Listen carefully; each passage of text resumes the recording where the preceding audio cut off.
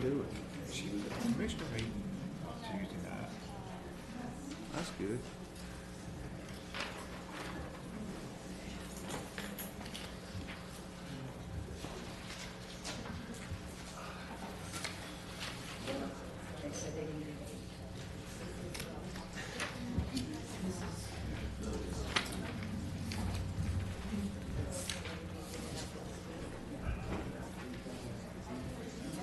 Yes.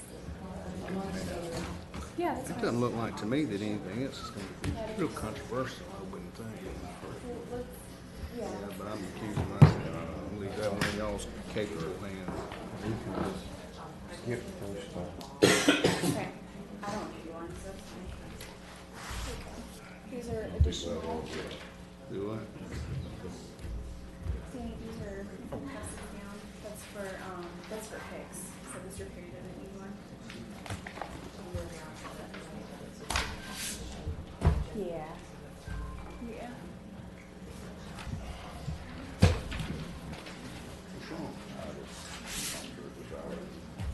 You got allergies happening? This time you know, I'll stay like that. Karen, do you have one that we could give to Mr. You Hicks? gonna die? I don't need one, so there might be a. Karen, you about ready?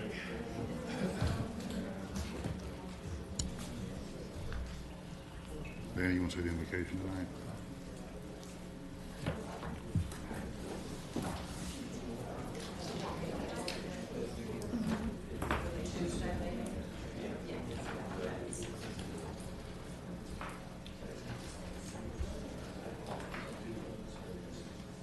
Can I grab these, George? Thank you.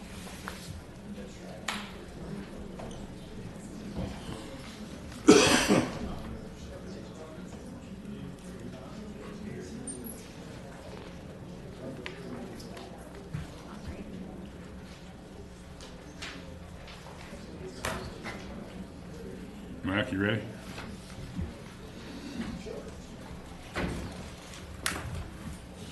If y'all would please stand, let's say the Pledge of Allegiance and invocation. I pledge allegiance to the flag of the United States of America and to the republic for which it stands, one nation, under God, indivisible, with liberty and justice for all. Father, Lord, we thank you for this day and all your many blessings. We thank you for each one who's here. We ask now as we consider your business that we have the best interest of our citizens at heart and that we do things in an orderly manner and in a way that's pleasing to you. Lord, watch over us, lead and guide us. We ask these things in Jesus' name. Amen. Amen. We will call the meeting to order, and the first item is approval of minutes from the last meeting. Motion to approve? Second. We have a motion and a second. Any discussion? All in favor say aye. Aye. Motion carries.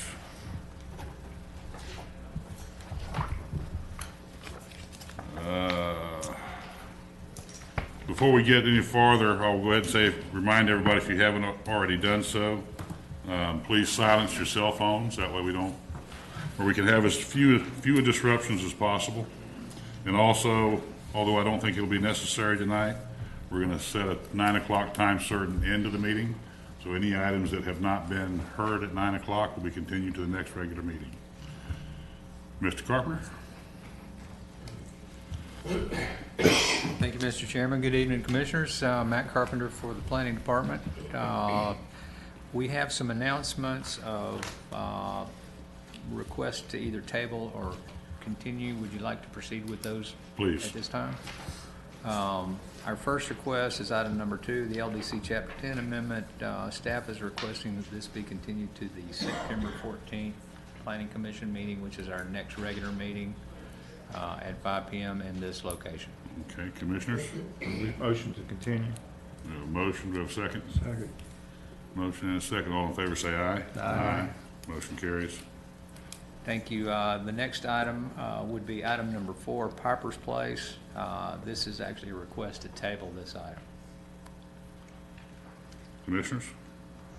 Motion to table? Second. We have a motion and a second. Any discussion? All in favor, say aye. Aye. Motion carries. And I think those That's are all? our announcements. We can't continue no more of these?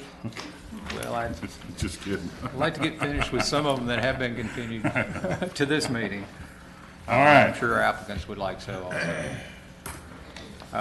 The first item on our agenda tonight is a legislative item. This is the Hicks large-scale amendment.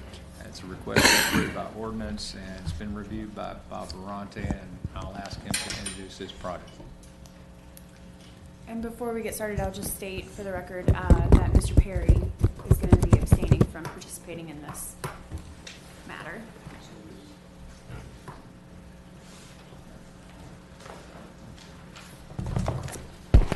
Good evening. The first item is, as Max said, is the Thomas J. Hicks large-scale amendment. This proposal is to take 198.17 acres from estate residential to extractive uses. The compatibility analysis would show that this would be in compliance with the comprehensive plan. You have some history of this case. This case was heard a few months ago in front of you for another use, a switch to industrial. And you have a list of the code enforcement cases going through. The code enforcement has declared that there are no active violations on the site pending the completion of the large-scale amendment. The surrounding areas, the site is a borrow pit, vacant. It's currently estate residential. North of it is a borrow pit, vacant, estate residential and industrial. To the east, south, and west are estate residential. The staff, the review comments have not changed much, except that on this proposal, environmental is asking for a condition of approval of a 50-foot buffer to protect the conservation to the east. And if you have no further questions, I will ask you to enter the staff report into the record, and I will turn it over to the applicant's consultant. We'll accept the staff report, but I do have one question. Yes, sir. On the code, you said there are currently no code actions on this property? That's correct. There's no active cases pending the conclusion of the large-scale amendment. And what does that mean? Would be that it would be a code violation if We this, don't pass it? Yes, sir. So it's in violation? But all the other violations have been addressed and corrected. But today, is it in violation? Is it operating against the code? Well, it would be, yes, because of the extraction uses. Can I ask a question? Yeah. Just for my own edification, isn't there some rule that you can't bring things up, but there's got to be like a year waiting? The applicant withdrew it before it went to the planning commission for final determination, Or so. before it went to the Or County board, Commission. I'm sorry, the Board of County Commissioners. So the applicant is starting over with this, since there was no determination made, he was allowed At to the start commission. over on this Okay. one. So that actually applies to commission, not to. Yes, not sir. Yes, to sir. BCC, not the Final planning commission. decision. Final decisions, yes, sir. I was just curious, thank you. And you also, for your reference up there, you have a consent agreement and an amended consent agreement between the county and the applicant. Can you explain those to us? Sure. The consent agreement that's marked number 1, but in a copied number 1 also, it allowed, the number 2 says the property is designated as a state residential. Mining operations are not an activity for the property authorized by section 2.01.03 C1 and C2. The borrow pit is not a legal non-conforming use. The respondent violated the stop work order, and then in the terms, it's under 7A, it said the mining and clay of sand will be limited to the 12-acre portion of the property. And then also, they set hours of operation between 6 and 9, and then the mining would terminate at midnight. And so that was agreed both by the Board of County Commissioners and the owner, Mr. Hicks. But then there was a amended consent agreement for this one that clearly states in 2A, mining will terminate at midnight October 1st of 2010 unless all requirements of the LDC are met.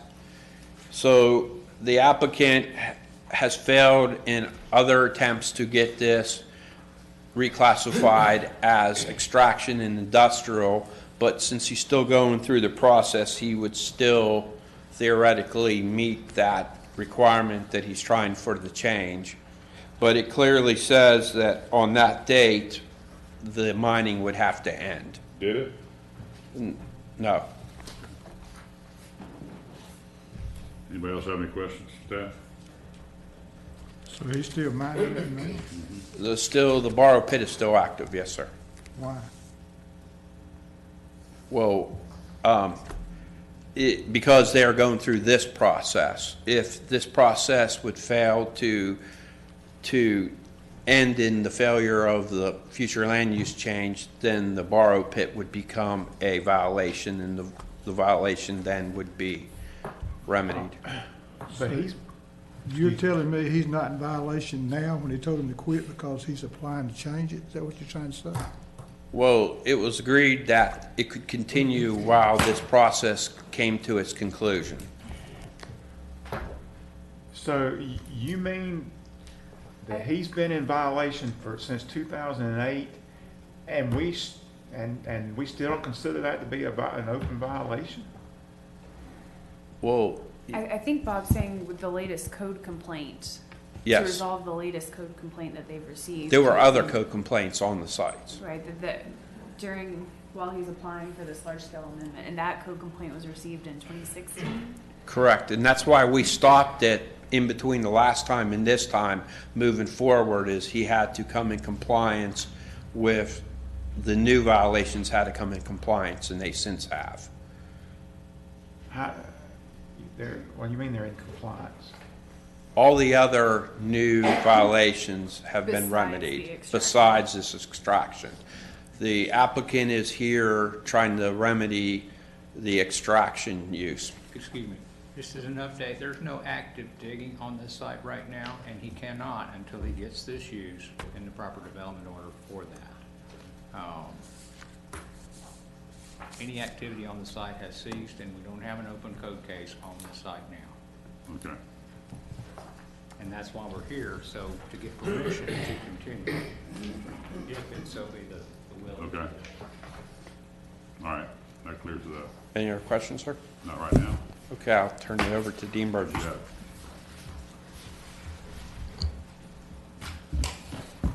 Thank you, Commissioners. Dean Burgess with Emerald Coast Associates. I represent the owner applicant in this particular land use amendment request.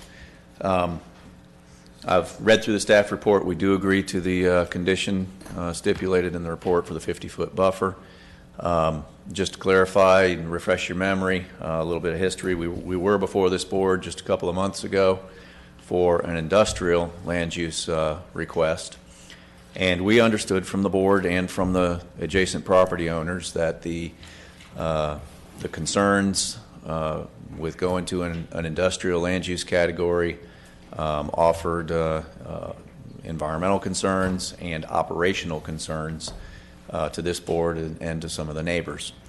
After discussing it with the client, a more restrictive category that is exactly in line with what the activity has been on the property of just soil removal, no manufacturing, no industrial activity.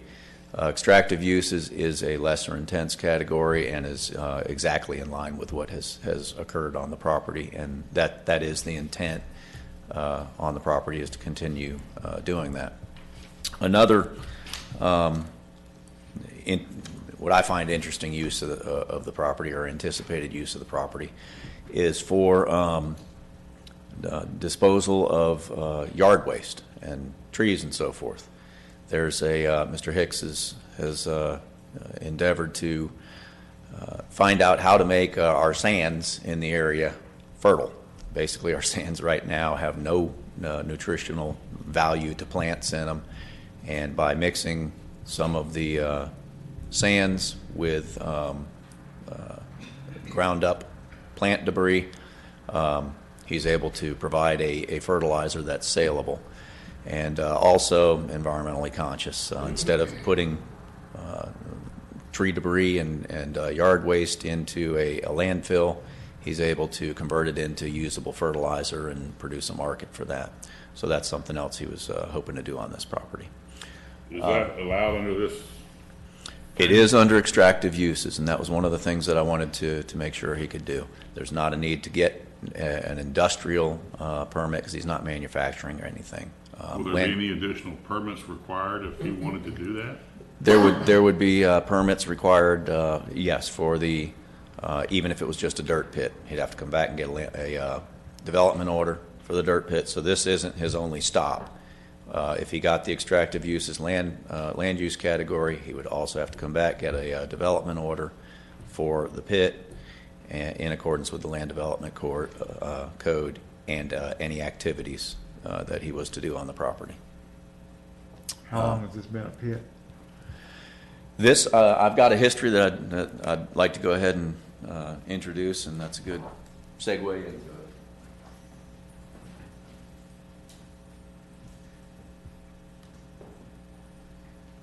The pit was purchased from James Seeley in 2000.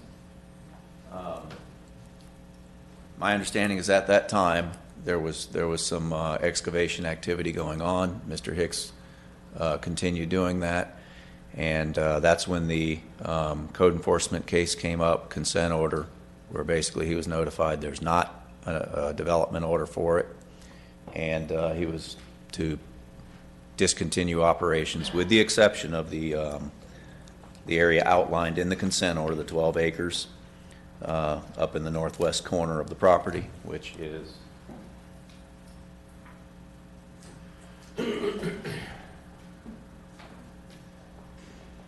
this area of the property right here. That's not an area that area has been finished out. It's not an area that we're asking to change as part of this amendment. During the course of that time, there were some code violations. He did get into areas where he was not authorized to dig, and those code violations have been addressed, and he is in compliance now. He's not digging any dirt out of the pit at this time. It's fully his intent to get into compliance. Once that's done, apply for the proper development order to continue digging on the property. Something else I'd like to walk through while I have this figure up is some of the surrounding properties. Let's see. One of which was the Walton County pit, which is in this area right here. This formerly was Walton County's dirt pit. They operated that in 1989, and it's now Lee Perry's Aslan pit. He has since bought that. This pit up here, obviously, is another dirt pit. That is, let me find out the owner of that. That is also part of Aslan's operation here. They purchased that in 2011. Over here is Tim Tyndall had a dirt pit operation here, and a dam safety permit that was done for that property. He has mined sand out of that for a period of time, and that is now inactive. This is a waste recycler's property. I'm not sure if that is active or not. But the point of this, this diagram is to illustrate there's a number of dirt pits, both active and inactive, in this area. And Walton County has a need for sand, for dirt, for fill dirt. I'm sure if you talk to Public Works, you'll understand they've got a need for it too. And the idea of deciding on another place to get dirt from, or having somebody else permit a dirt pit elsewhere, I just don't think is in the best interest of the county.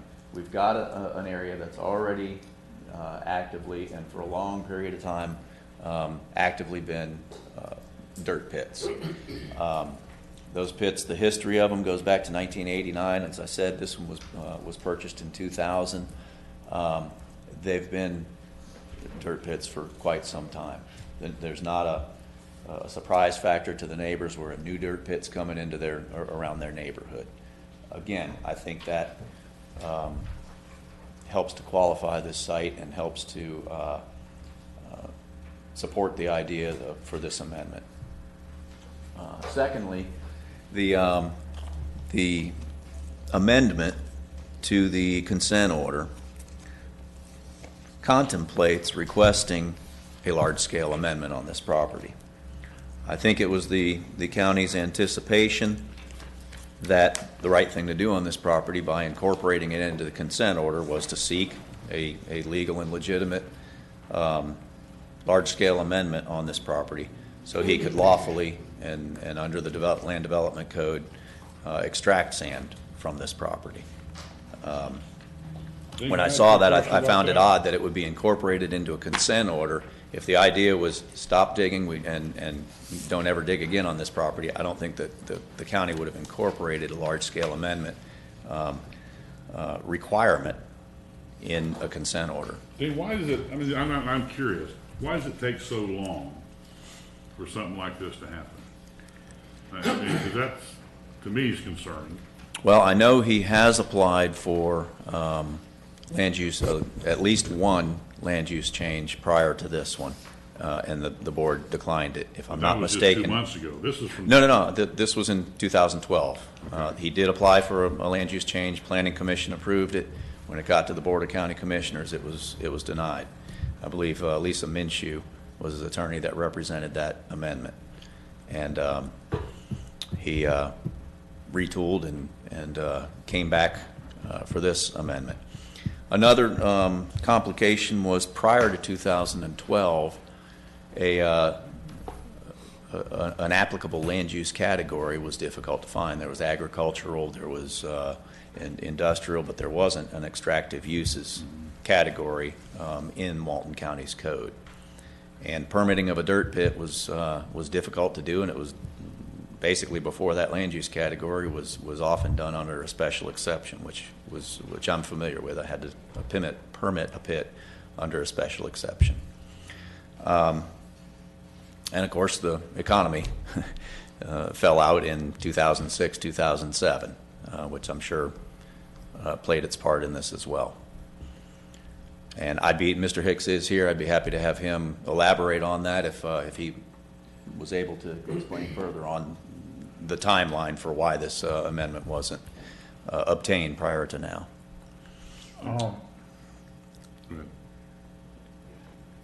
You said the 12-acre pit has been played out? Yes, it's not part of this amendment. That is the 12-acre. Has it been reclaimed? Excuse me? Has it been reclaimed? I don't know if it's been reclaimed. I'm not familiar with that. It has been reclaimed. Okay. I'll have Mr. Hicks answer any of the questions that I'm not able to. And how did that, on that picture just to the south of the 12 acres, it looks like there's a pit there. How did that happen?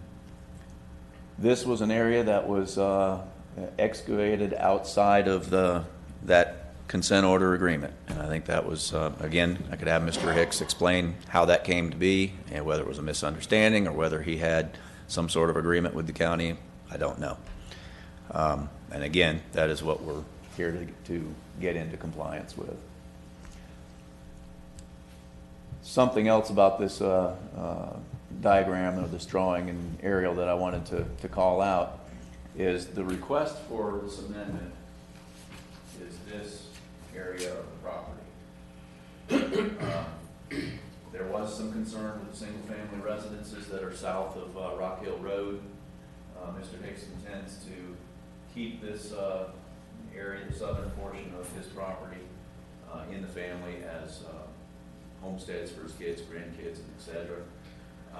That amounts to nearly 1,500 feet off of Rock Hill Road that would be provided as buffer space, if you will, residential homes from these single-family homes. And I just wanted to make note of that as part of my presentation. Another item that came up during our last request that I'm sure is a question that's in the back of your minds is traffic, and I did endure to take a closer look at traffic, and the PM peak hour trips that we anticipate associated with a dirt pit are 6 trips, which amounts to filling a dump truck in about 10 minutes per truck. And I think that's just 6 trips? 6 PM peak hour trips. That's in 1 hour. In comparison, if the 198 acres were developed under the existing land use of estate residential, you could build 1 home per 5 acres, amounts to 39 homes, and the associated traffic with a residential development would be, give me 1 second.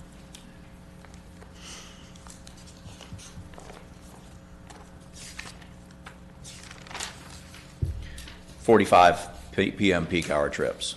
Now I understand we're talking dump trucks versus, SUVs or pickup trucks or whatever it may be, but 45 versus 6 is considerable. And I thought that was interesting and worthwhile to present to the board that if you're concerned with the usage of the road, the existing residential use certainly has potential for a considerable amount of traffic. That was my next question, Dean, and I guess part of that question is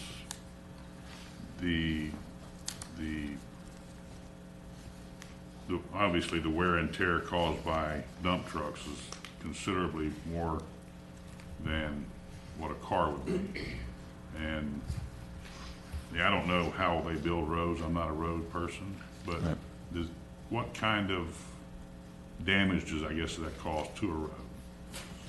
Well, I mean, they base it on equivalent axle loads, and I don't know that a dump truck has 8 times the equivalent axle loading as a SUV or a pickup truck or a personal vehicle. That load is pretty close. It could be. I'm sure that it is a higher wear, but I haven't gone into analyzing that. But I think we're more talking about the nuisance concerns was the neighbors' issues. I understand. Well, at this time, I'd like to ask Mr. Hicks to come up and speak to some of the questions that were raised by Mr. Glidewell and others on the board. Okay.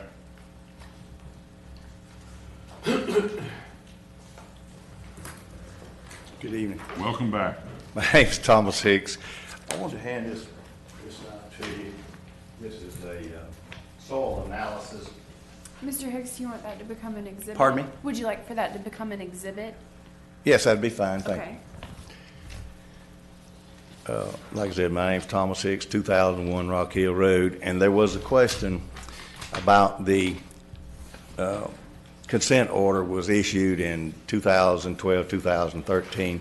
I did go back before the commissioners, and there was it was approved, but what they didn't change the acreage. It was supposed to be 40 acres on the other side of the creek. Anyway, it never got changed, and we dug for probably a year or two. And then Mr. Perry come along and applied for permits and got his permits and found the topical error, and that stopped everything. So that's what happened there. I mean, it's my fault that I didn't get the numbers changed, but I did go back before the commissioners. It was approved to extend the area beyond the 12 acres. And answering your question about the reclaimed area that was dug out of, Mr. Perry owns that property now, and that's where everybody is dumping their landscaping and lot clearing debris right now. I don't know, that was something that we were working on, and he had a piece of property that in the middle of my two pieces of property where my home residence at, and we made a swap 40 for 40. So he wound up with the property that's at the west corner of the northwest corner of the property. So it is being presently filled with lot clearing debris, landscaping debris, et cetera. So, but anyway, that's. Is there any other questions that you have? What's this show us?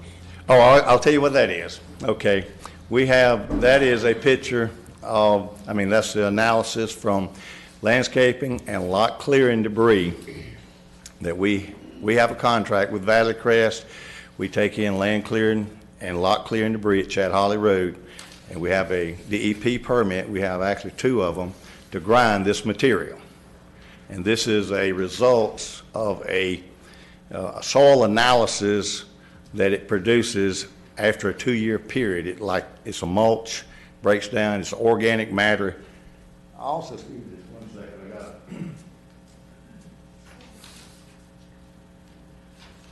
it. I don't know whether y'all want to take this up here or look at it from here.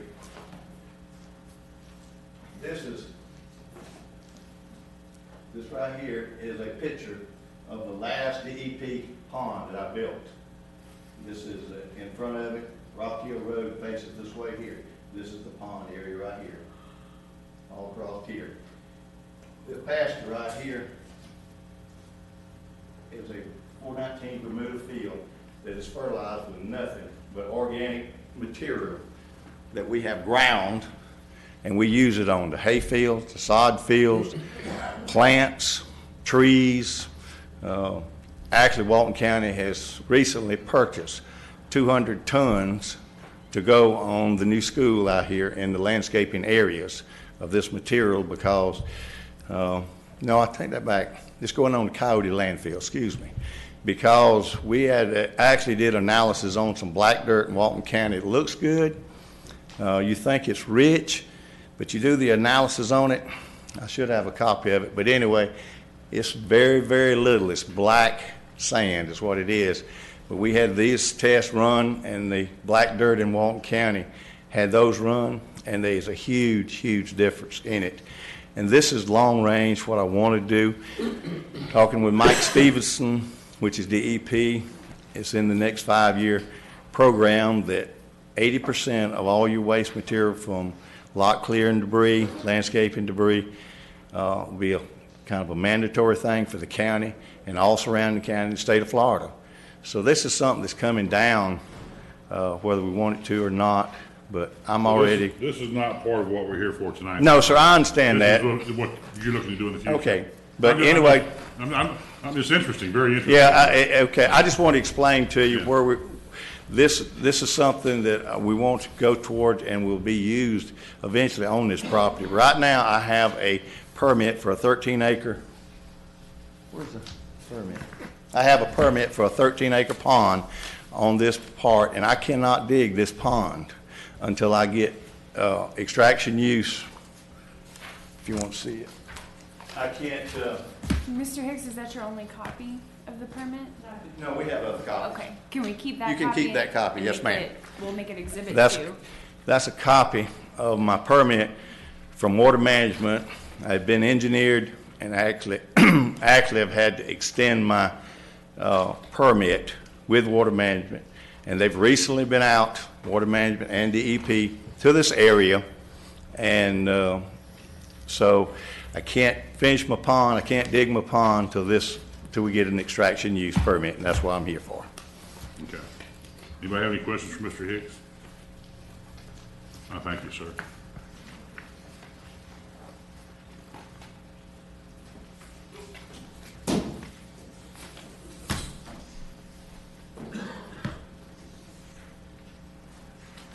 Mr. Burgess, do you have anything else before we start calling? Okay. We've got several people who signed up to speak. I will ask you to please keep your comments to 3 minutes. We can try to get everybody through and hear as many items as we can tonight. And also ask that if you're coming up to say the same thing as the person before you, just let us know you agree with that person. You don't have to go through the whole thing again. Maybe save us all some time, okay?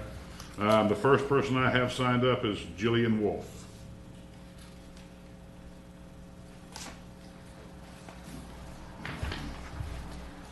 Miss Wolf, did you give us a packet of? Yes. Okay, would you like for that to be made an exhibit? Yes. Okay, so we'll make that objectors one. And Right. Dean, did y'all get a copy of it? This package? Yes. Okay, my name's Jillian Wolf. I live at 5205 Rock Hill Road. And I have been fighting this mess since 2001. And I can tell you, it's been a mess. There are 2 legal pits on Rock Hill Road. The rest of them are not legal. Okay. That would be Mr. Perry's pit. And what do they call that? Red Bay Sand, yeah. D&H is not legal. They work, but they're not legal.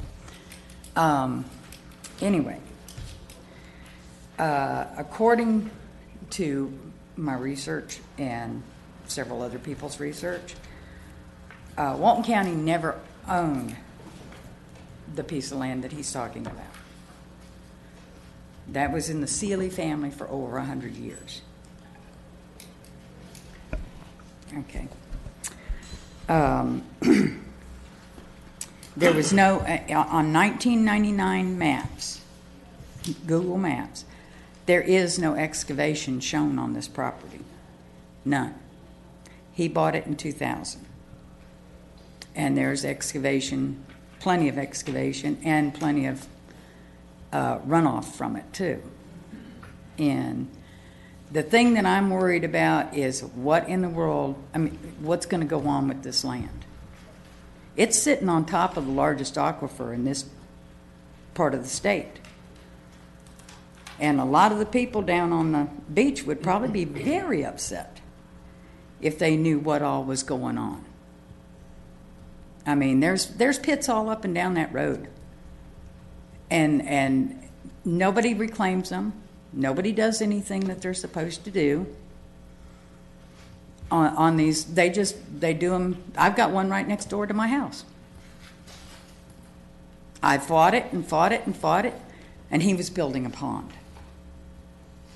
It's a 10-acre pit. It's a big blasted hole in the ground.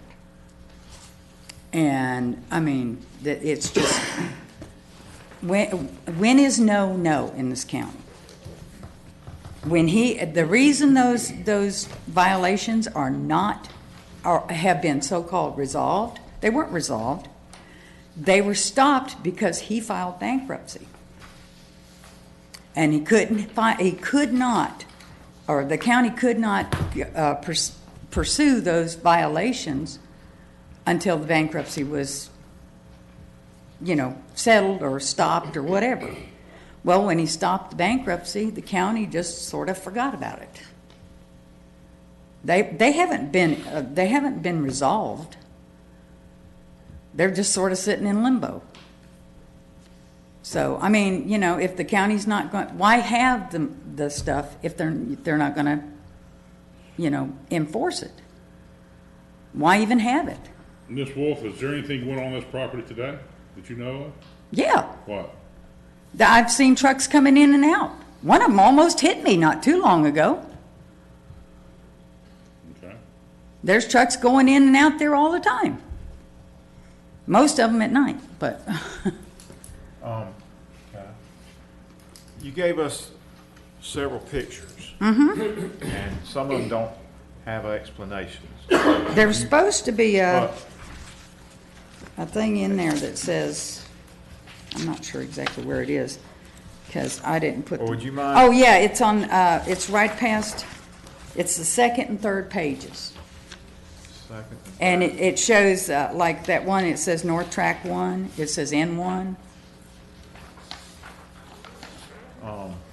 Yeah, just right behind the title page. Right behind this page right here. Okay. Well, in the interest of time, let me just ask you. Yeah, N3, what is that? N3, offhand, I couldn't tell you in a million years. That's importing of concrete, C&D material, land clearing debris. And even,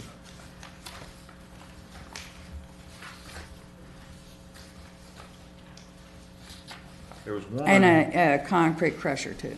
There was one that looked like a bunch of tires in a creek. Yeah, that's down in the creek, On this property that we're talking about?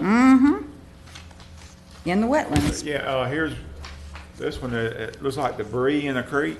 Mm-hmm. And then here's a tire. When was these taken? Those were taken, I believe, it's in here somewhere.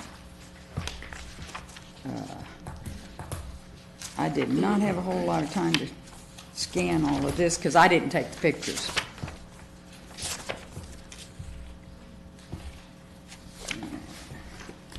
Are they within the last 2 months, month? They weren't, it wasn't very long ago, I can tell you that. Oh, yeah, it was in, I believe it was in May. In May? Yeah, it was taken in May, I believe. Who took them? That I don't know. Where'd you get them? It was sent to me. By who? I don't know.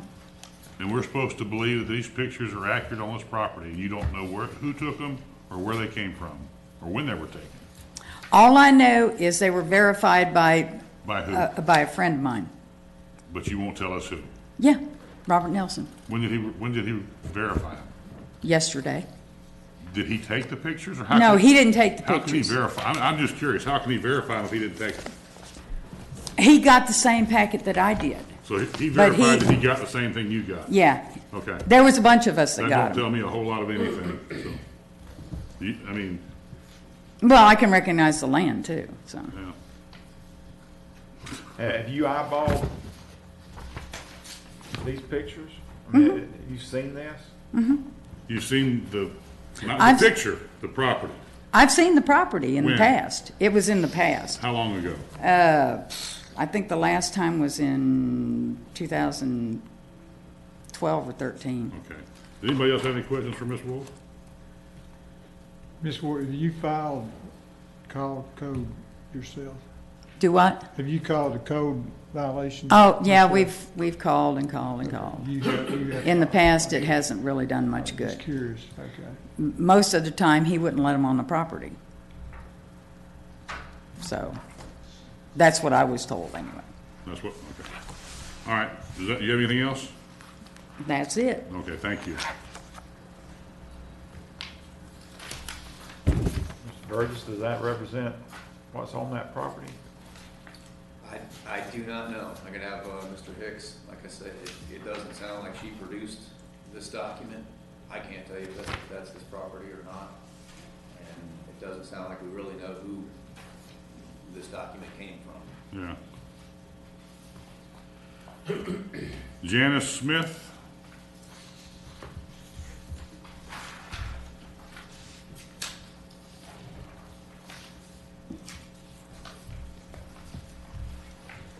Good afternoon, folks.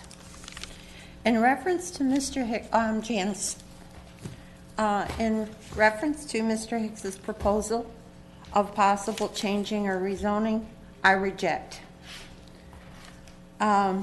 We of Rock Hill were here just a short time ago and led to believe that this was over. I never got the chance to voice my opinion, now I am, when he put a sod farm directly across the road from where my property is, which he uses chicken manure every summer. You can't sit in the yard, and if I wanted to live in the city and not the country, that's where I'd be. The best water in Florida comes from a vein in Rock Hill, which is also a supplier to South Walton. I see the pipes, the new pipes that are being run and put in for them for water to go over there. I can't come here with a lawyer, and each time I do, I lose wages. As I've said before, there's kids, animals, pets, gardens. These trucks are ruining our roads, which has been repaired once this year because it's gotten worse. The rate of speed they travel. So if you give them more freedom, it's going to get worse. Please hear our voices, and thank you for your time. Thank you. Joel Martin?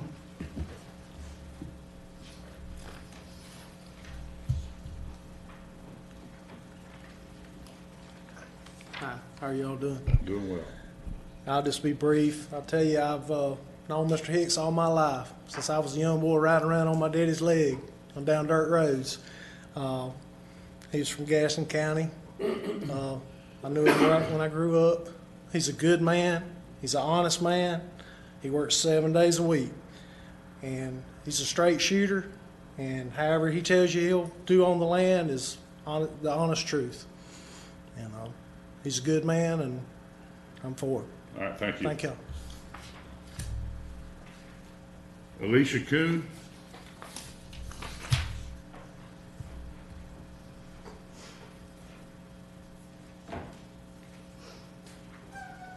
Good evening. My name's Alicia Kuhn. I'm a landscape designer locally here in Walton County and have been since 2004. I'm also a landowner here as well. And I know that today we're not here to talk about a man's character, but I think that a man's character apparently is in question, and it plays a role in the situation at hand. So I just thought that I would share a little bit with you guys of things about Mr. Hicks that you may not know. And I'll be as quick with this as I can. He was born in South Alabama to a farmer and his wife. He was the only son of 5 children, whose father died when he was just 16. Farming was all he ever knew.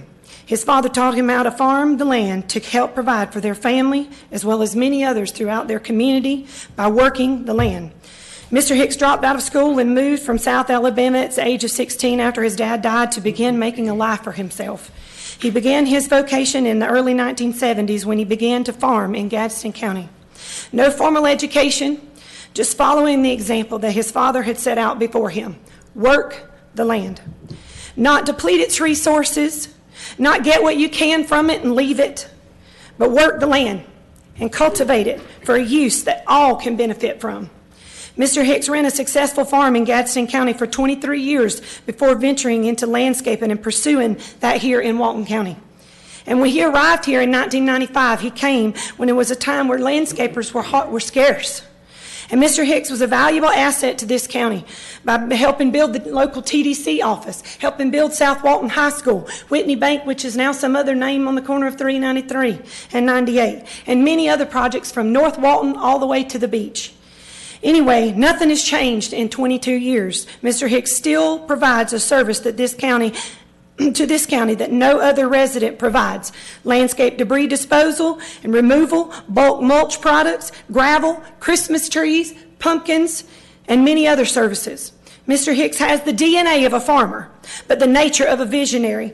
He sees a need generally long before it's visible to others and begins to make preparations to fill that need.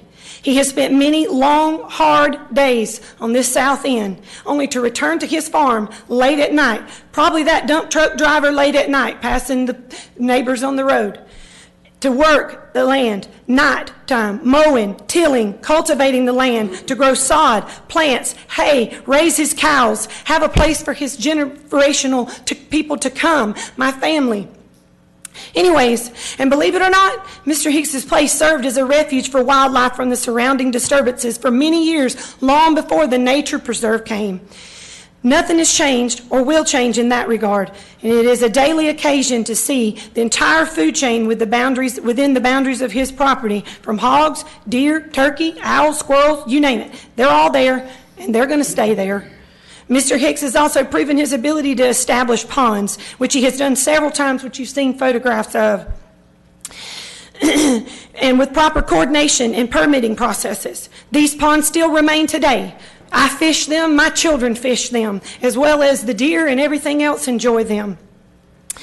Anyways, in addition, Mr. Hicks has recently acquired the desolate and eroding land previously mentioned, owned by Anderson, Fleshman, and Tyndall Enterprises, and has regraded it and established it in grass to prevent further erosion. So there's the reclamation efforts that the lady was mentioning she's never seen done. There it already has begun. Mr. Perry has already begun to do that in accepting landscape debris into the old county clay pit. That's a form of reclamation. I believe that they're working in that direction.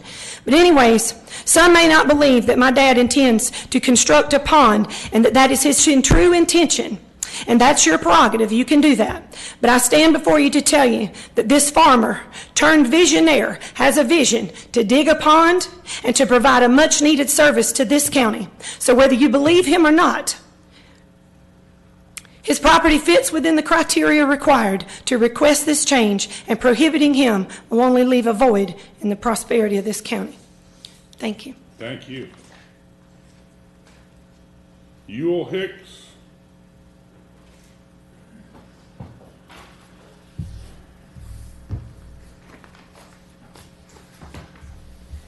Hey now, how y'all doing? I don't know how you can follow that, but I do have a little short paragraph here to read. So you're going to get the Bible out and start preaching to these guys. I know that's right, huh? Oh, my name is Jay Hicks. As a landowner, independent business operator, and single father, I would like to speak in favor of my dad's request on the land use change. Our family has been invested in Walton County for the last 2 decades. We have built a life here that includes providing residents with services that aid in the development, preservation, and beautification of this community. Competition is a key element in this service.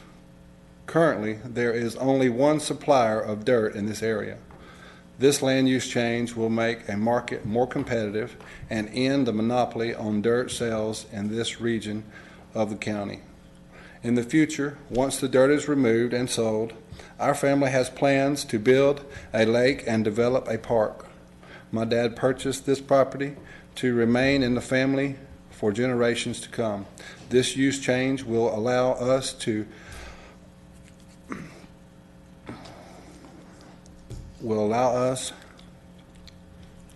be able to afford the taxes and future development and preservations of our father's investment. The property in question meets all criteria and qualifications, and I believe that it is responsibility of the board to recommend in favor of this request. Thank you. Thank you, sir.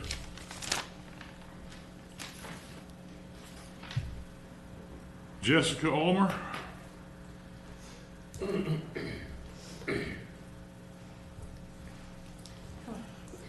My name is Jessica Ulmer, and I'm a landowner. I have many years of experience as a business owner. I've sit on both sides of this table. I've pushed to preserve neighborhoods where I raise my children, and I've also solicited business to provide jobs and services for the community that I raise my children in. I've known Mr. Hicks now for a while, and he is dedicated to everything he's ever done.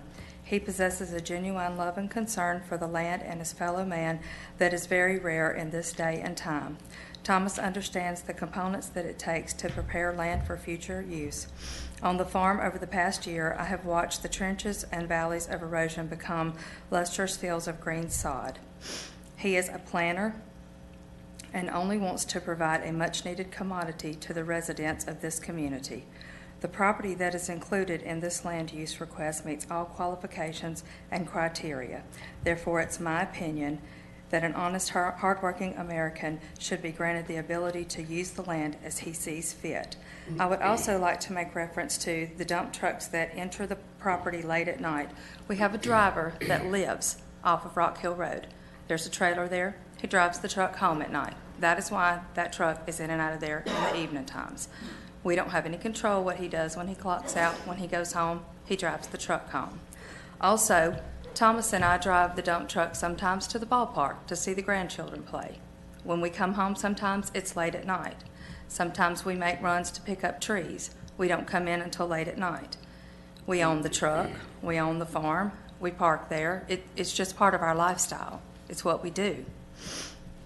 Also, the traffic from the pit that exists is there. It's not going anywhere. Those trucks are on Rock Hill Road. They're in and out of our personal driveway every day. We live with it. We don't complain because that's the way we make a living too. If we're approved, all the traffic's going to do is shift.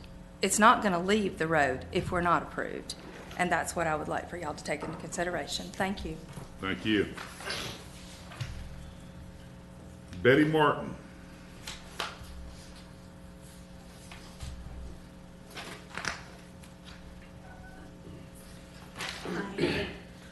Well, there's not much I can say. Everybody has pretty much said everything there was to say.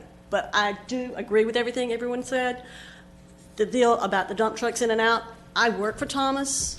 I know for a fact that this happens. Guys are in and out because they live there. Thomas is in and out because he's picking up stuff late at night, coming to dinner to his family.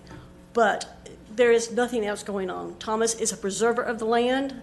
He is a cultivator of the land, and he tries his best to make sure that whatever he does it to the fullest extent of his ability. He's proud of what he does, and it shows in what he does and what he leaves behind. Look at some of the landscaping he's done around this city. He is very proud of what he does, and he's very good at it. Thank you. Thank you. Yes, everybody who has signed up, is there anybody else who wishes to? Yes, sir.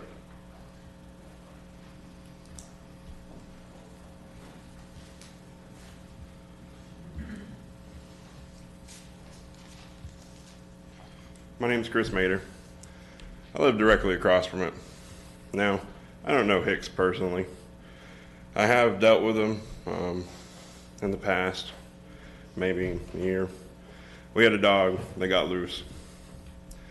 Went all over his property. He gave us permission to go over his entire property, looking for one of the dogs. If it wasn't for him giving us permission, we would have never had sight on his dog. We ended up finding that dog. Now, I can tell you I've been over that entire property, and I probably know it better than even Mr. Hicks. Pictures are crap. I've been in every stream on the property. He doesn't dump trash. I've seen what he dumps. It's, agricultural trash. Everything's biodegradable. The pits, they've been there, haven't been in use. So when that was said, they're not in use right now. Dump trucks come home at night. They do come home. There is somebody living right there. So, as far as everything that was said, he's not a bad guy. He's not really breaking any rules. I think he's trying to follow the rules, and that's what I gotta say. I appreciate it. Thank you. Anybody else wish to speak? Close public comments. Do you have anything, Dan, you want to add? Just a quick summary. I think what we've heard from Mr. Hicks and others is a good testimony to his intents. The fact that he's here requesting the land use amendment is his first step in coming into compliance and doing what he wants to do on this property and doing it properly and doing it per the code. He has said on multiple occasions to me, this is family land. This isn't just a piece of property that he wants to dig dirt out of and sell. The remainder of the property his family will live on, and I trust and believe that.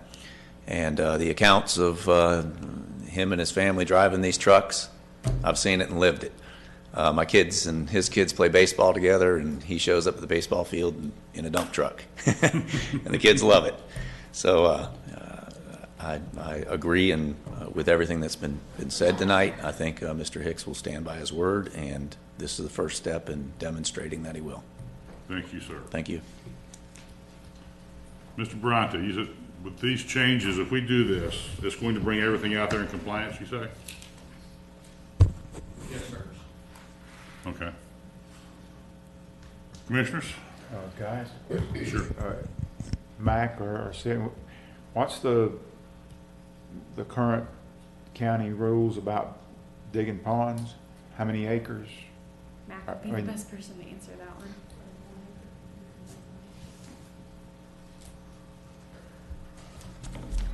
For purely agricultural uses, we have an exemption, and this is in Chapter 11. Excavations related to agricultural uses, ditches, livestock, water holes, fish and alligator ponds. This is provided that the land is owned general ag or large-scale ag. The property has received a qualified agricultural classification pursuant to Section 193461. For all excavations other than ditches, but inclusive of all previous excavations on the site, the surface area of the excavation does not exceed 5 acres and has an average depth of less than 15 feet. So I can go dig a 5-acre pond less than 15 feet. And you can sell the dirt if you're in large-scale ag or general ag, not estate residential. Not state resident, okay. So that, he does not have this exemption available to him on this site. Okay. In order to dig dirt, he needs this land use that he has applied for. To sell it? And it would require a development order to follow after this was approved. This is just the first step. This is just the first step. He can't apply for a development order for this. He can't work under the exemption for agricultural uses because he's not in the right land use. This would put him in the right land use category for excavation and the sale of that dirt.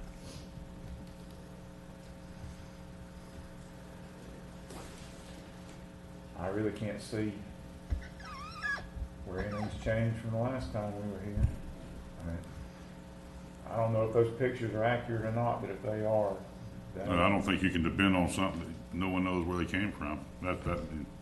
That's, to me, that's clear. I mean, I'm not, but it's I'll still say a that- cautionary tale. I don't disagree with that, but I'll say that if the mining activities have stopped and he is trying to come into compliance, you know, I'm no fan of land use change to solve a code problem. I mean, my opinion is that you do what's right to begin with. But on this site, I think this site has a lot of history, and you know, trying to make things right to where you're actually permitted to do things.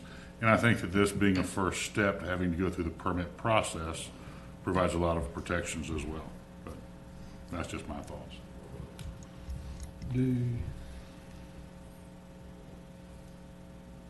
Have you actually stopped code inspectors from coming on your property? There's no activity at all on that property, no, sir. That ain't the question. No, he asked if you'd stopped code compliance officers Have from you coming ever into stopped the... code compliance officers from coming on your property? I couldn't understand, did you stop code enforcement officers from coming on? No, sir. How often? They've been to the property. They have actually been to the property. And you in good faith let them in every time? Pardon? And in good faith, every time you let them in? Yes, sir. Okay. Yes, sir. They was there 2 or 3 weeks ago. They was there 2 or 3 weeks ago and says, they showed me the same pictures that y'all have, and they said, we can't tell this even come off this property. This is pictures sent anonymously by somebody that we don't know where it came from. They showed me they was on the property and said, we can't say that this is the property. They was on the property. I met them out there, yes. And they said there's no code violation there, and they said the pictures does not show anything, that those pictures could have come from anywhere, and they was on the property. I met them out there on this property, yes, sir. Is there any part of that property you wouldn't let them on? No, sir. Absolutely not. I met them out there. I was present and they went over the whole property. He went with them. They drove the perimeter of the whole property. Okay. I mean, answering your question, did I answer your question? I mean, in good faith, you know, there's obviously been some problems in the past. There has been, yes. Well. And have you operated in good faith since then? Yes, sir, I have. Is that mulching operation still there? Pardon me? Is that where you painting that mulch red? Is that still there? It's not on that property, no, sir. How about that, where it looked like concrete? No, sir. It's not on, there's nothing on that property. We have dug dirt in the past, but there's nothing on that property that's illegal. And like I said, it's just one of the, I don't know, like I said, this woman, just the same thing, saying that she couldn't tell you, I couldn't tell you, people that come out on the property. DEP's been out there, Water Management, they sent this to everybody. They can tell you, you know, they took pictures of every cow I had, every inch on the whole place. They've all been out there, so I have nothing to hide on this property. Anything else, Mr. Hicks? Thank you, sir. You're welcome. Mac, can you speak to that? We received a number of pictures unsolicited in an anonymous envelope. I received a copy of that. I think the commissioners received that, and maybe others in the county received that. That is not evidence of a code violation because there was no indication as to who took that, when those were taken, or exactly where those were taken. Now, given the circumstances of that and the allegation that there was environmental damage occurring on this site, we sent code enforcement out. Mr. Hicks allowed them to enter this property and look at whatever they wanted to on this property. It was reported back to me that any activity on there had ceased, and the mulching operation had been, or the dyeing operation and that equipment had been removed off the site, and he had corrected whatever violations existed on the subject site. They did not enter any property that's not part of this application. But normally, when we get unsolicited photographs, I mean, that is not sufficient evidence for us to move forward to investigate code enforcement or a potential code enforcement violation, just because we don't know exactly where that evidence came from and whether or not it actually applies to the subject property. So in fairness, we've got to be cautious when we get that kind of information. But in this circumstance, we did go out and Mr. Hicks allowed access to the subject property, and code enforcement has confirmed that there are no active violations on that site, and that case was closed. Mac, is there anything that, obviously nothing when you're doing extraction, is there anything else on that property that would lead to concern as far as contamination of the groundwater? Nothing that we observed. Okay. And anything that he would put there in the future would require additional permitting and approvals? Yes, sir, it would. A development order from Walton County. Okay. Anything else?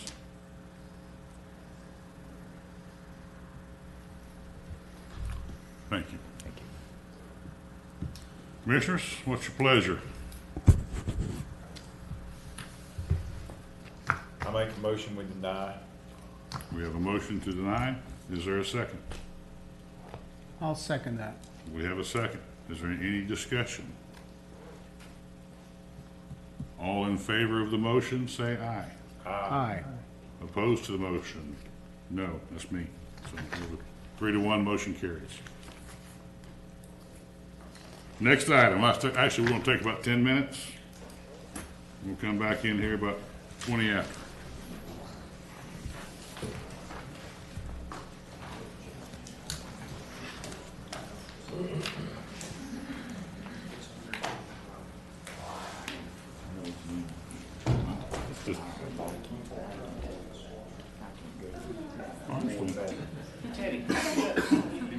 So I can at least understand. Yeah. What do you think you'll be able to do? Our DCT student, he can probably do that on Monday. LDC and comp plan? Can we get him a hard copy? An extra? Okay. So maybe I'll run in there and check. Awesome. Just checking off my. We about ready?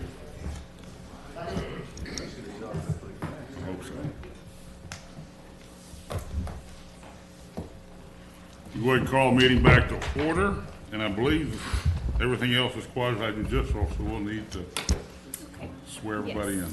Anyone who anticipates speaking before the board on any of the following items, if you would stand and raise your right hand. Do you swear or affirm that the testimony you will provide to this board will be the truth? I do. Okay.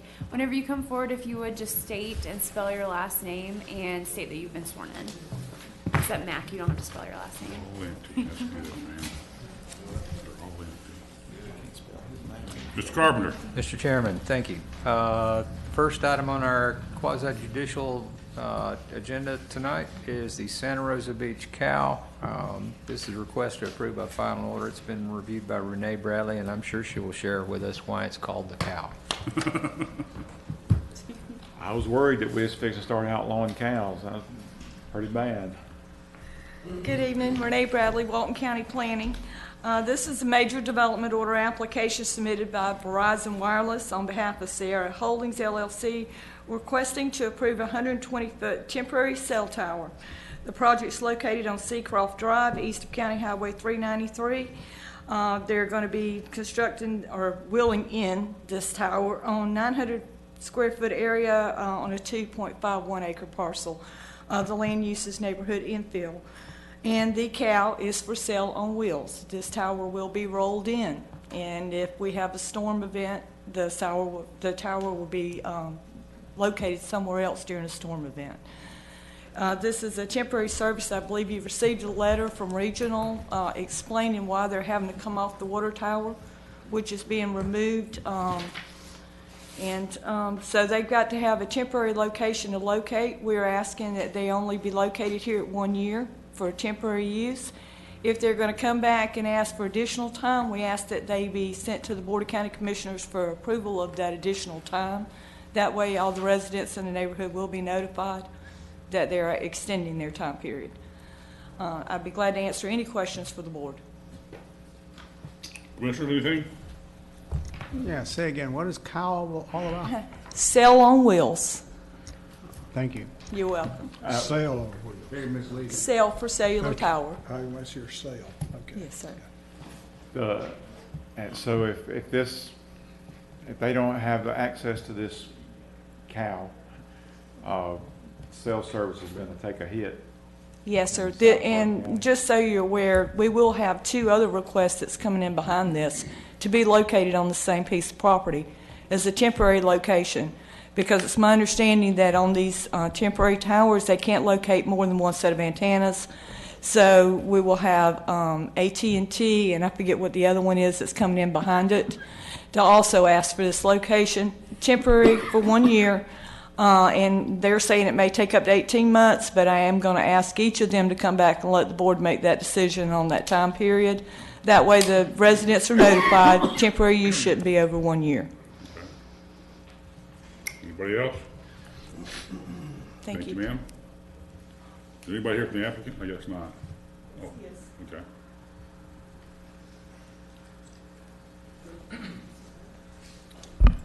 Good evening, Bob Chopra, CHOPRA with SAM Inc. We're agents for Verizon Wireless. To concur with Ms. Bradley's comments, we understand that we're hoping to be back in front of this board for a permanent tower location on the Regional Utilities water tank property, hopefully before the end of the year or early 2018. We're currently going through the leasing and due diligence process with the Regional Utilities to put a permanent site on their property, but we don't want an off-air site because this site provides coverage to South Walton County 30A and County Road 393, which is a hurricane evacuation route. So Verizon needs to keep their site or have on-air coverage while we work a permanent site location at the Regional Utilities property. Anybody got any questions for them? Thank you, sir. Thank you. We had nobody sign up to speak. Is there anybody who wishes to speak on this item? Yes, ma'am. I just have a question for him. Okay. You have to state your name, please. Lisa Johnson. My question for you is, how did you guys decide on a residential area to put a 120-foot tower? Per the Walton County LDC, the parcel where this temporary site will be located is an allowable zoning designation for a cell site. Again, this is a temporary site only, not a permanent site.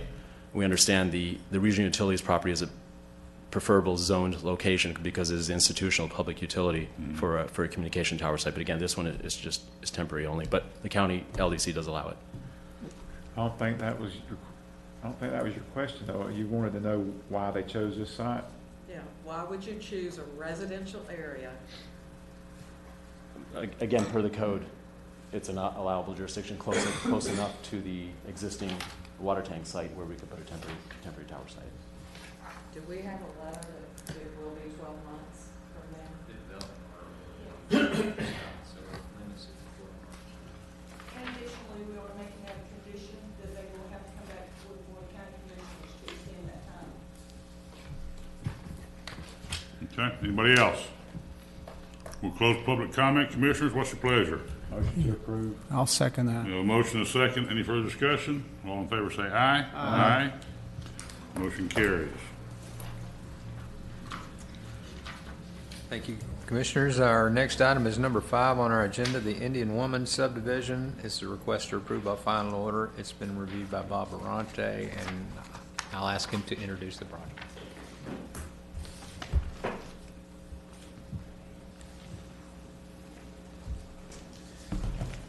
Good evening again.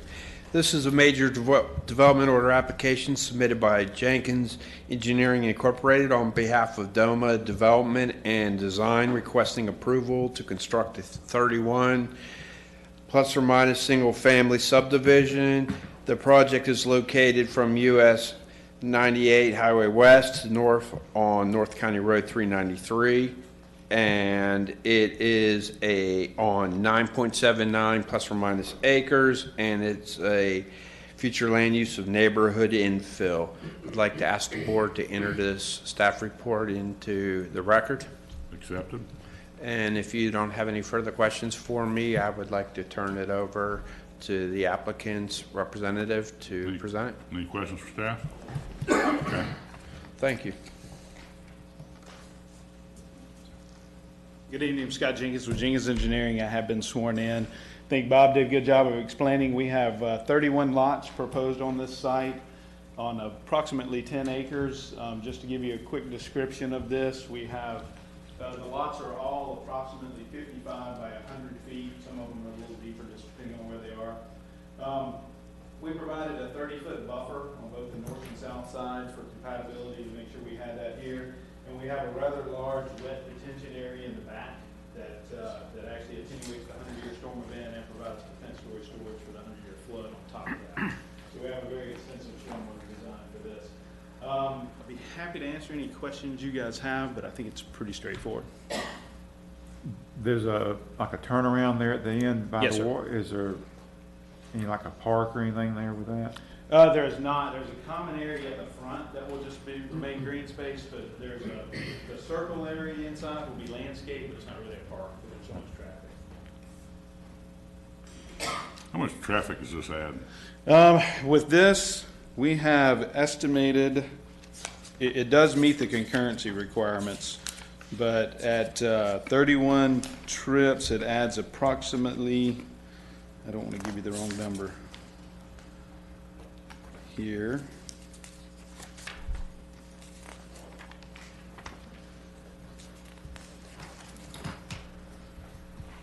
Oh, he doesn't give me the number of trips. Hold on just a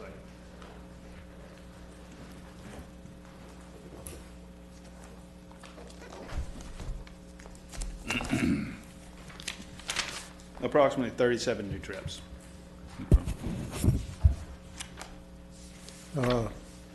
Can you tell me what the elevation is, and it being that close to the bay, would there be any problem with flooding? Yes, sir. The existing elevations out here vary from about 5 feet or so, roughly across the site. What we had to do in order to ensure that we don't have any issues with flooding is we had to provide stormwater retention for the 100-year design event, which is what they based the FEMA storms on. Plus, we had to provide compensatory storage to ensure there's no off-site flooding anywhere else. So we actually sort of designed for 2 100-year events on this site. Aren't you building the houses up there? Yes, so they have to be on pilings also, yes. Okay. Any other questions? Don't see any right now. All right, thank you.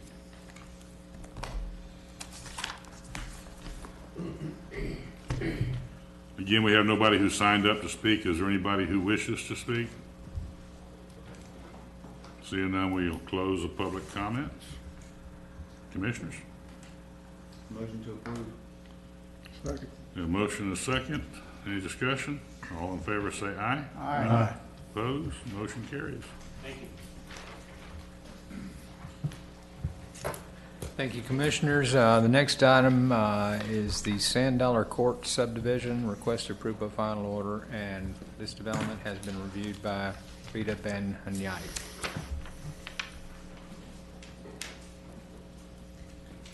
Good evening, Rita Banhunyadi with the Planning Department, and I was not swearing.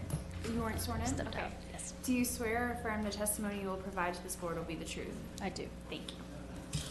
And I would like to enter my staff report into the evidence. You got it. Sand Dollar Court subdivision is a major development order application submitted by Dewberry Preporish on behalf Brian Duke, requesting approval to develop a 4-lot residential subdivision on a 0.69 acre lot consisting of 0.17 acre lots each on the future land use of neighborhood infill. The project is located north of Sand Dollar Court, approximately 450 feet east of Somerset Bridge Road. There are a few items that I would like to point out in the staff report that you have under Planning Department comments. We have one item that we were asking the applicant to provide the first 20 feet into common area. That would include the stormwater area and the front landscape buffer. They already provided that, and the set of plans that you have in the report already shows that, so that comment kind of goes away. Compatibility analysis that they provided is showing compatible with the surrounding area.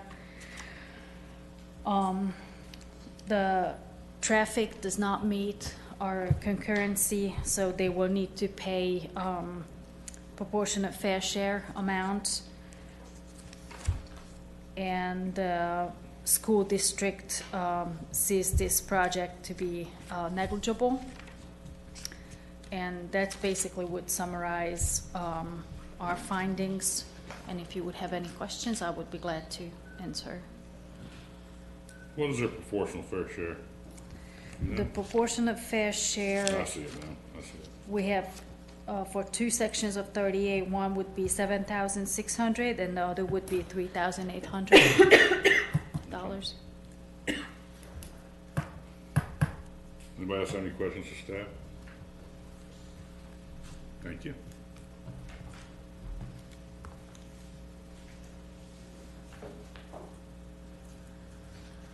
Good evening, Cliff Nauer, Dewberry, Preble-Rish, KNA-UER. As she mentioned, this is a 4-lot subdivision. Because you were sworn in, right? Excuse me? You were sworn in? I was not sworn in. That is a great point. Do you swear or affirm the testimony you will provide to this board will be the truth? I do. Thank you. So it's a, like she mentioned, a 4-lot subdivision. There's a adjacent existing subdivision. We had our community meeting, and the association manager and quite a few of the residents attended the community meeting and basically asked for a few things when we had our community meeting. They asked that we limit our building heights to 38 feet to match their covenants and restrictions, which the owners of the project agreed to. There was discussion early on about this project becoming part of the HOA, the existing HOA that's adjacent to the project, and lots of discussion about doing that. There's a kind of a long process for them to become part of that HOA. And so for now, we've decided we're going to have our own HOA for these 4 lots, and in the long term, probably become part of the adjacent HOA. And they've stated at their board meetings that they would like that to happen eventually also. The one item that's a little bit different than the rest of the association's HOA is they don't allow garages at all. And the owners of this project would like to be able to have garages. And so there's a difference between the two there. The adjacent HOA really didn't make a big deal about it, but we've also got a 10-foot landscape buffer in front of our lots that doesn't really exist anywhere else in the subdivision. And so we feel like the owners did a good job really trying to comply with everything that the adjacent HOA wanted. They provided a letter to us after their HOA board meeting that agreed with a long number of items that planning brought up needed to be in agreement between their HOA and our project. And so that's probably in your records. I can go into as much or as little detail as you'd like, but basically they've agreed to everything that we proposed in our plans and everything we proposed in our application. And so that's a miracle. It is actually pretty miraculous. And so I can't believe it's not an HOA here. Yeah, well, told them if they wanted to attend, Yeah, you know, they'd that's be good. welcome to. I mean, I commend you for getting in there and getting it squared away ahead of time. That's Yes, good. sir. Yes, sir. It made sense. It's an easy project. The other thing is the previous development order on this project had 5 lots and a lot of stuff going on that small piece of land.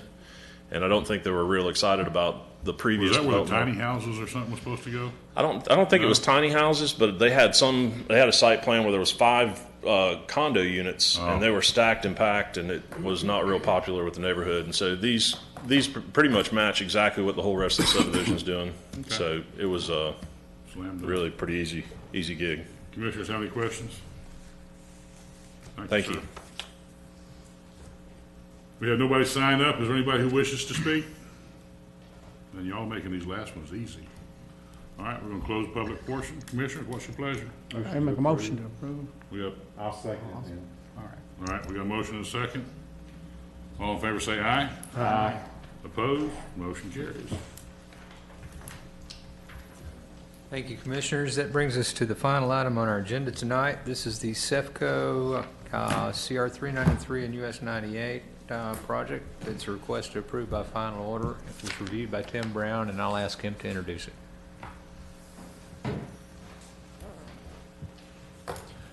Good evening, Tim Brown with Planning and Development. This is a major development order application submitted by Jenkins Engineering requesting approval to construct a 5,500 square foot convenience store / gas station on 2.32 acres with a future land use of village mixed use. It's located at the northwest corner of 393 and US Highway 98. This went before the Design Review Board. They approved it with 2 conditions dealing with color, their primary and their accent colors for the convenience store and the gasoline canopy. They didn't like red and yellow? I'm sorry? They didn't like red and yellow? Well, I mean, it's not their corporate colors, so they did follow the approved colors. They have a proportionate fair share contribution of $109,220. They're going through a floodplain analysis study, so as a condition of approval, they're going to have to get a LOMA approved through FEMA to bring it out of the floodplain. I mean, a LOMA means it's out of the floodplain by elevation. They just have to get it approved through FEMA. And unless other evidence is presented to the contrary, this development does or is in compliance with the Walton County Land Development Code and Comprehensive Plan. I'd like to enter the staff report into evidence, and I'll take any questions the board may have. Staff, of course, accept the questions. Ingress and egress on both 393 and 98? Yes. This is also going to be part of a larger development. The other portion of this, it was previously the Pastels PUD, which since has expired. So Scott, I'm sure we'll go into more detail, but this is going to be a boulevard type entrance off of 393 to serve the rest of the project, but they're also going to have access off of 98 and a secondary access off 393. I mean, it's their own access, but they're also hooking into the boulevard. So it's going to be an integrated project. Anybody else? Thank you. Good evening, Scott Jenkins again with Jenkins Engineering, and I was sworn in. As Tim described, we have the 2 acres that's on the corner of 393 and US 98, and it's proposed to be a gas service station, which is, basically like what's on the other side of the road over here. We do have a standard layout here. There's a 5,500 square foot store, convenience store portion. There's some 8 gas pumps out in this area. This did go through the Senior Design Review Board for US 98 and was approved unanimously, so we've been through that process. The accesses are on US 98. This access will be a right-in, right-out only, obviously, because there's a median in this area. This is a boulevard entrance that will serve actually about 17.5 acres that's back here. This will extend further down and tie into some other development, and that's part of the interconnectivity requirements that the county tries to promote along this corridor, and that's why we have so much interconnectivity here, actually. If you guys have any questions on any of this, I'll be happy to answer those. Commissioners? I just wonder if you can show me the interconnectivity to the lower portion there? The interconnectivity is actually across here so that they can get through to this area. We can't connect across this parcel because it's an existing cell phone kind of office in this location. So there's an out parcel that falls right here. All right, thank you. Yes, So the future developments to the north and the west, yes, sir. is this just a gas station or has it got food? Is the plan? It will be a convenience store. It will, With I think food, one of too. the conditions of approval was that they have yogurt inside, based on staff's recommendation. No, I'm just kidding. No, it really wasn't. But no, it'll be a standard convenience store, yes. I mean, will they sell hot food? Hot food is in, I don't know that they'll have food preparation there, but it'll just be like convenience store. It'll be like a standard, Pizza? yeah. Like Hot Pockets, maybe. I'll tell you what, microwave. they're a nice store, though. Yeah, we've done several in They're around this very area. nice. They're very nice. I've been to the one at Crestview. Yeah, so nice. It'll be essentially the same, just different I colors. think we should condition the approval of this thing, though, on them building one in Mossy Head. Yeah, there she Well, is. There she How about is. Glendale? Just- Or Glendale, yeah, that would be good. Anyway, anybody else have any questions? All right. We typically have a car wash, but we don't at this one. Tim felt that was important, so I would bring it up. Okay. The width of the property just didn't allow it because Okay. it's the tower side. We had nobody signed up to speak. Is there anybody who wishes to address this item? Seeing none, we'll close public comments. Commissioners, what's your pleasure? Motion to approve. Second. We have a motion and a second. All in favor say aye. Aye. Motion carries. Congratulations, we are adjourned. Thank you. Oh, we got a meeting the 21st, right? 21st, special meeting in the Funiac, Where is it? courthouse in Funiac, Back, where the commissioner where the meet. commissioners meet. Okay. Okay, good deal. Hey, me and Katie won't have to, Drive 45 miles. we won't have to drive, Well, this is my house Y'all, here. hey, y'all supposed to bring hamburgers and hot dogs. Son, I'll tell you what, Yeah. wait a minute now, y'all don't provide no food to I'll us. say, I don't see no tacos out You here. didn't ask. That's right. I ain't never turned none down. Yeah, I noticed you questioned pretty good at that convenience store, what they were gonna have in there to eat. Yeah, I know that. I call ball games down here late at night, and I have to have somewhere to eat.